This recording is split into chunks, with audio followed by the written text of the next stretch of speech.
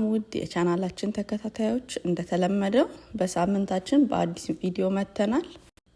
ዛሬም እንደ ሁል ጊዜው ቀኔን በቡና ነው የጀመርኩት። ጠጣ አልቀረጽኩም።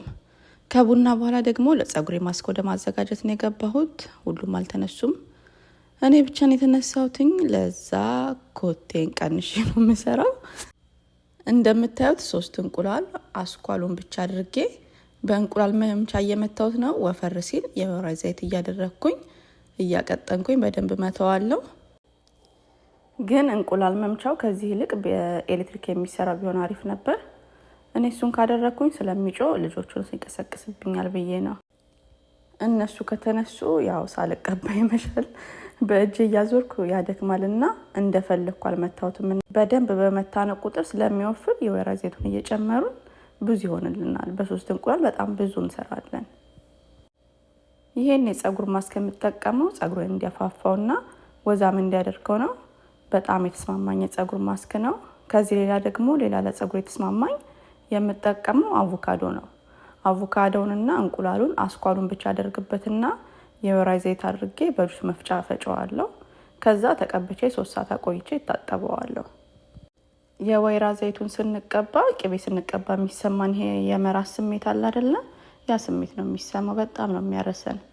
በፊት ቢያንስ በ2 ሳምንት አንዴ ለጸጉሬ የሚሆን ማስክ አዘጋጅ ነበር። አሁን ግን በነገሮች ቢዚ ስለነበርኩ ከ2 ወር በላይ ይሆነኛል ለጸጉሬ ምንም ነገር አዘጋጅቼም ተቀብቼውም አላውቅም። ተቀብቼ ስጨርስ ትልቋ ልጅ የተነሳች አጣጥቢያት ልትጫወት ወጣች።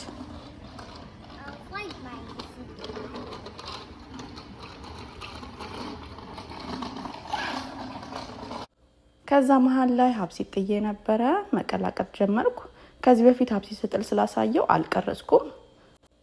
አሁን ለሀብሲት ግዴታ ይሄንን ማሽን መጠቀም ነበረብኝ። ሲጮ ትንሿ ልጅና አባትየው ተነሱ።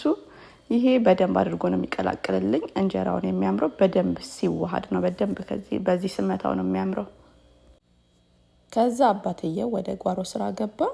የተከልናቸው አሪፍ ይዘውልናልና የመጥበሻ ቅጠል ከዚህ በፊት እዛ አፓርትመንት እያለን በእቃ ተክዬ ነበርና በተደጋጋሚ እየደረቀ አልይዝም ብሎኝ ነበረ። በሳምንት አንዴ ምናምን ውሃ ማጠጣ ውሃ ብዙ አይፈልግም ብለውኝ፣ ግን በቃ እንደዛም ሆኖ ይደርቅብኝ ነበር። አሁን ግን አሪፍ እየሆነልን ነው። ቃሪያውም እያደገ ነው። ጥቁር ጎመንም ለመዝራት እያሰብን ነው። አላቅም ለመትከል ነው የሚባለው ወይስ ለመዝራት እርግጠኛ አይደለሁም። ብቻ ግን እሱንም ለማድረግ እያሰብን ነው። ጸጉሬን ለመታጠብ 30 ደቂቃ ሲቀረኝ ደግሞ ፊቴን እርድና ማር ደባልቄ ተቀባው። ማርኛ ቤት በልተነው ሳይሆን የሚያልቀው ፊቴን በመቀባት ነው። ለፊቴ በጣም ነው የሚስማማኝ። በእርድ አንዳንዴ ደግሞ በቡና አድርጌ እቀባዋለሁ። ጊዜ ካጣው ደግሞ በጣም በስራ ቢዚ ምናምን ደግሞ ከሆንኩ ደግሞ ቢያንስ በሳምንት 2 ጊዜ ማሩን ብቻውን እቀባዋለሁ። 30 ደቂቃ ቆይቼው ልታጠበው ነው። ታጠብኩኝ። አሁን ጸጉሬን ወደ ማድረቅ ነው የሚሄደው። የተነሳሁት በጠዋት ነው፣ ግን ምሳ ሳልሰራ ምሳ ሰዓት እየደረሰ ነው። እኔና ጸጉሬ ከተገናኘን በቃ ጊዜ በጣም ነው የሚወስድብኝ። ለማድረቅ ረጅም ደቂቃ ወሰደብኝ። እኔ እንደዚህ የሚወስዳልም አላልኩም። እኔ እንጃ ቶሎ አልደርቅ አለኝ። ስለቸኮልኩ ይሁን አላውቅም።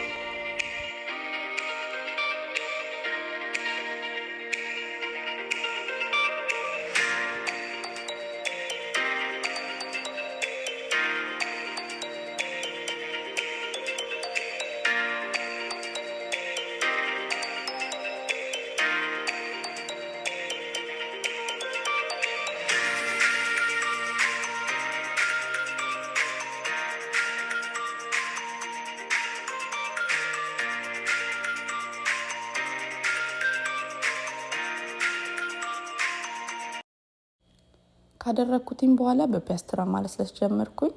አሁን እየበዛ ስለሆነ ለማስያዝ እየተቸገርኩኝ ነው። አንዴ ስብስብ አድርጌ ሳስይዘው በቃ የከኋላ ጭብርር ምናምን እያለ ስለሆነ ለዛ ነው ማለሰልሰው። ካለሰለስኩት ለማስያዝ ይቀለኛል።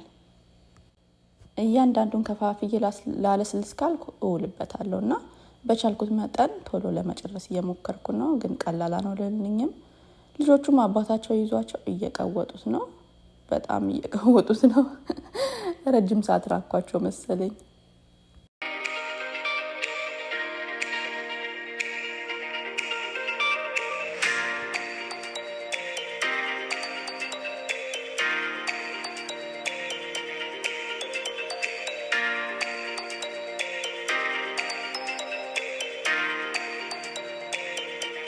እንደምንም ጨረስኩኝ። ግን ምሳ ሰዓት ስለደረሰ አባትና ልጅ ወስደው ምሳ ይዘው መጡ። ምሳችንን ከበላን በኋላ እንጀራ መጋገር ሳልጀምር አምባሻ ለመጋገር ማብኳት ጀመርኩ። እንጀራ እስከጨረስ ድረስ ኩፍ ይልልኛል። እዛው የሰማው ምጣድ ለጋግራለሁ። አምባሻ አንድ ቀን ብቻ ነው ጋግሬ የማውቀው። አሁን ስጋግር ከዛሬ ጋር ሁለተኛ ቀኔ ነው የሚሆነው። ከአምባሻ የከበደኝ እቃ ላይ አድርገን ከዛ ወደ ምጣድ መገልበጡ በቃ እሱ ከብዶኛል። ግን ደጋግሜ እየጋገርኩ ለምዳለሁ ብዬ አስባለሁ። ያው ምንም ነገር ከልብ ከፈለግን እናደርገዋለን። አብኩቼ ስጨርስ እንጀራዬን መጋገር ጀመርኩ። አሪፍ እንጀራ ነው የወጣልኝ። ቆንጆ እንጀራ ሲሆን ደስ ብሎኝ ስለምጋግር አይደክመኝም።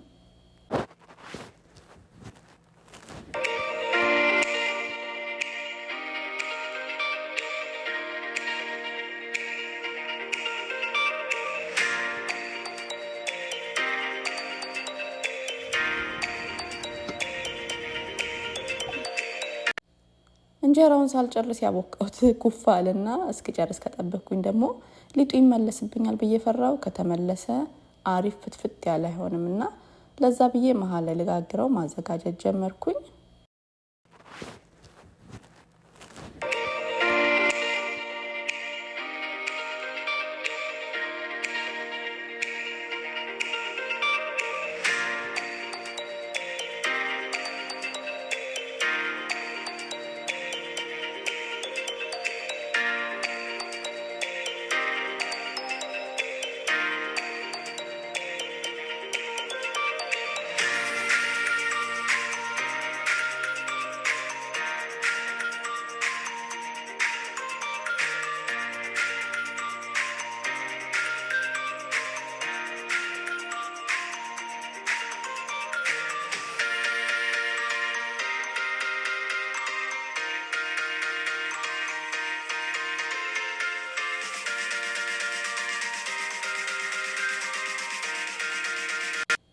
የዛሬው ከባለፈው የተሻለ ነው። ባለፈው ስገለብጠው በጣም ተቸግሬ ነበር። በአሁኑ ግን ስገለብጠው ብዙም አላስቸገረኝም። እንደውም ዳጊ ቆሞ ጎበዝ እያለ እየሳቀብኝ ነበር። ከዛ እንጀራዬንም ጋግሬ ጨረስኩኝ። የጋግርኩትን አምባሻ እንዲበሉ ቡና ፈላሁኝ። ልጄ በጣም ነው የምትወደው አምባሻ። ጣዕሙ ምርጥ ነው። ቀስ ቀስ እያልኩ ደግሞ ከዚህ የተሻለ ጋግራለሁኝ።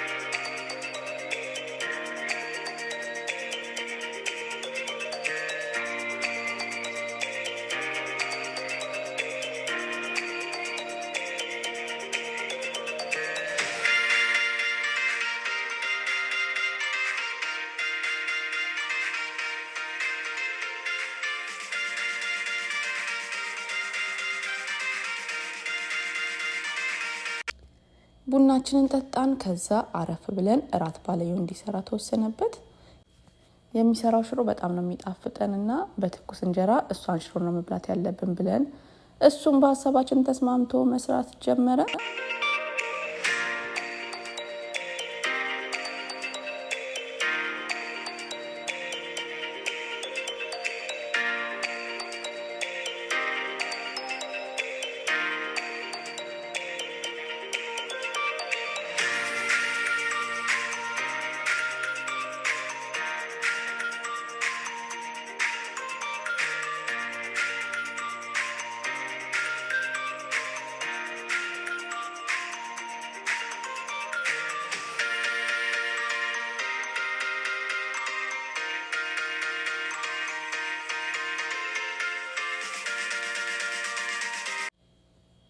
ቲማቲሙና ሽንኩርቱ ከበሰለ በኋላ ሽሮ ጨምሮ ውሃ ጠብ እያደረገ ያሸዋል።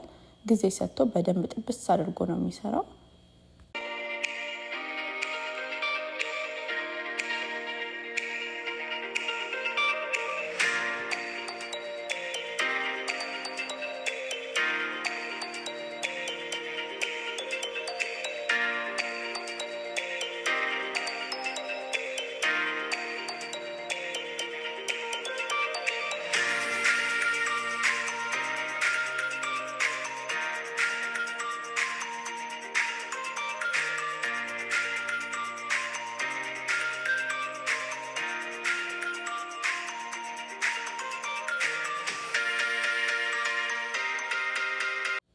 ቀጣይ ላይ በቂ ነው ብሎ የሚያስበውን ውሃ ይጨምርና በዚህ ይመቷል። በዚህ የምናደርገው ግሬስ እንድትበላ ነው። ሽሮ ላይ ሽንኩርት ካየች እሺ ብላ ትበላልንም።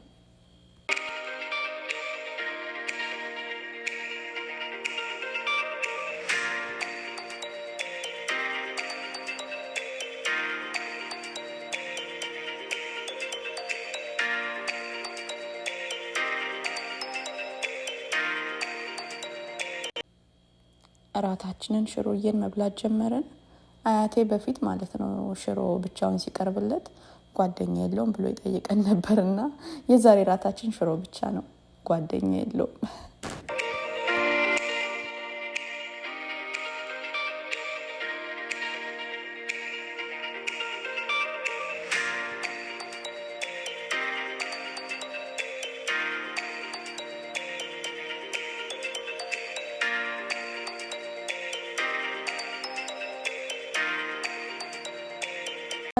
በላን። ከዛ እንደተለመደው ሙቪ ታይም ነው ማየት ጀመርን። እንግዲህ አሁንም ዛሬም የግሬስዬ ምርጫ ነው። ስላያችሁ እናመሰግናለን። ቀጣይ ሳምንት እንገናኛለን። ባይ